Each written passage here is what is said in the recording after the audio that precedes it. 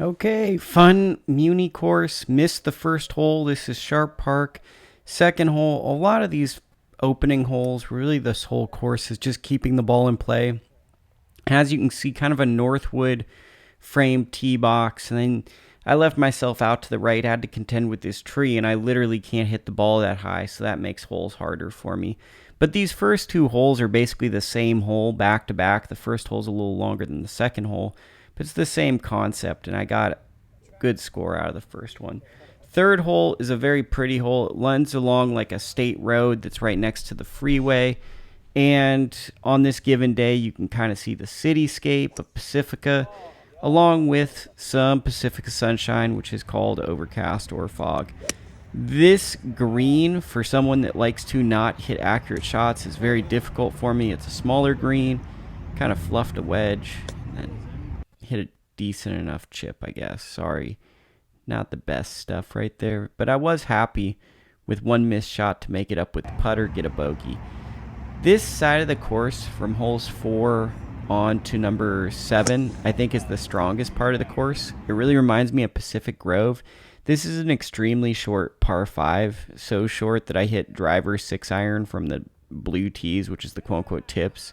Might have caught that a tiny bit thin, but it just went over the green, and then I just had a chip downhill, and this was probably like the highlight of the day besides the putter on some occasions, because this hole, played the course 4 times, birdied that hole twice. That's pretty much a birdie hole, and if you leave yourself a shot out to the left-hand side, you can go get it. This hole, the par 5, or the par 3, I missed filming my tee shot, but it wasn't very good. It came up short. And there were like 4 balls that were all in this grass, and I finally found my ball, caught too much ball, went over, got a double bogey. It was kind of disappointing, but that's a very difficult hole where you have to hit a specific type of shot. I love getting to the top of this mountain, hitting down the hill. It's like a 400 and some odd yard par 4. It left me about a pitching wedge kind of chip in, and I made a par 4 on that hole, and that's a really good feeling. This is another hole that I find extremely difficult because it's pretty much essentially like a slice on command that you're supposed to hit. But if you go too far right, you can go out of bounds. Left, you can leave yourself a long shot. I just think it's a very interesting tee shot that sets up an interesting approach. As you can tell, I'm struggling with approaches. I saw that there's a player's assistant from Metro in the comments. Man, I might have to come see you because I'm struggling with my golf swing. It's struggling. This is a very short par 3. It's just a standard driving range shot, and I just hit a sand wedge a little too far on that one.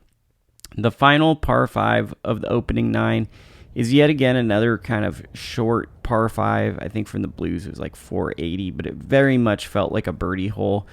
I just, as you'll see, that was like kind of a little hooky, low 3-wood that just ran forever. Gave myself a good number with a wedge, and then I just kind of got too cute with it.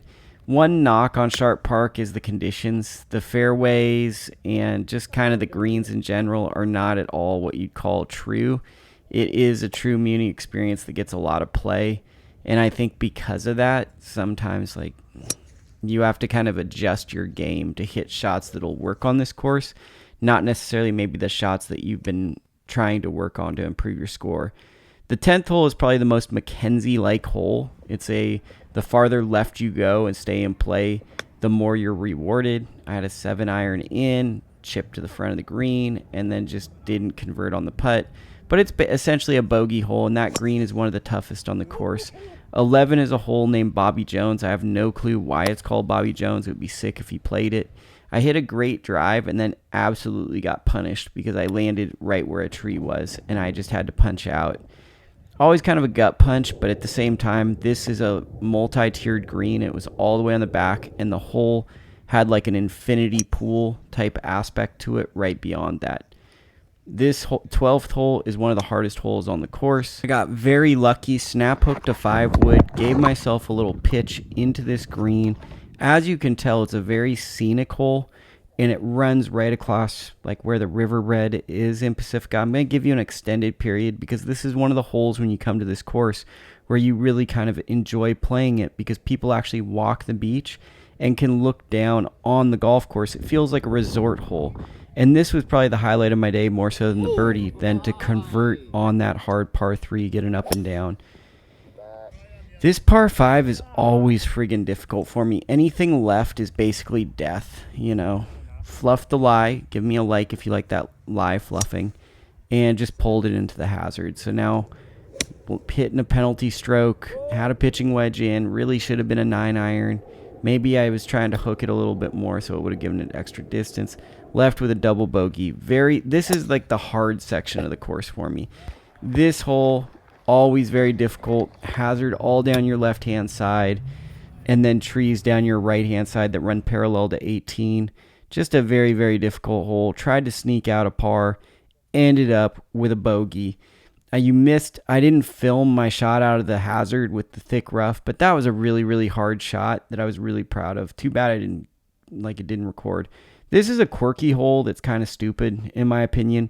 It's just literally a blind shot with absolutely no kind of reference point to tell you where the hole is. There's a bunker in the front of the green, but it's just a quirky hole that you'll either love or hate. They have a long flag, so on some days you can see where the target is, but it's just a quirky aspect to the course that's just kind of like a gimmick. And once again, pretty proud of this one because I just hit a 9-iron over the green, had no reference point whatsoever, but I accept that on these type of courses. Hit a chip and then make the putt and get a par on 2 of the harder par 3s on this course, so definitely proud of that. 16 and 17 are probably like the quote-unquote most fun holes because if you play them strategically, you can definitely give yourself a good chance for bogey, if not par. Once again, it runs along that riverbank and gives you a view of the ocean slightly. But I think what's interesting about 16 is it has a complicated green, one that has many different backstops and ways to play slope, and it just allows you to play it in many different ways. I wasn't a super big fan of the way the greens were running, got very aggressive with that putt. It kind of threw off my ability, not that I have ability, to chip because I just didn't trust the speeds of the green. 17, you can be much more aggressive because you can play all the way out to the left-hand side with no consequence. The more you stay to the right, the shorter your shot, but it brings in the penalty area. I hit a lob wedge in, didn't hit the best lob wedge in, and my putt came up short but made the par. The closing hole at this course is very interesting because it's classic MacKenzie. The shorter distance you want to get to the hole, the more you bring in trees into play. I forgot about the second grouping of trees, but check that out. Your boy went driver off the deck because he stayed low. Gave myself a good number. But either I'm eating my Wheaties, getting stronger, or I have bad distance control because with the lob wedge 50 yards out, I actually hit it about 70 yards and then it ended up 3-putting for a bogey on a par 5, which is not the business. That's Sharp Park. Thank you for watching this vlog. I appreciate anyone who contributes or subscribes or even likes a video. This is a passion project, and I'm just trying to do the best I can.